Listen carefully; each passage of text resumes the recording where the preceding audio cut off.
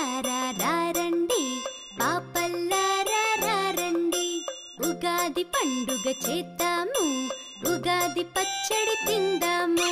తెల్లవారే లేద్దాము, తలంటి స్నానం చేద్దాము, కొత్త బట్టలు కడదాము, పెద్దల దీవెనలు పొందుదాము.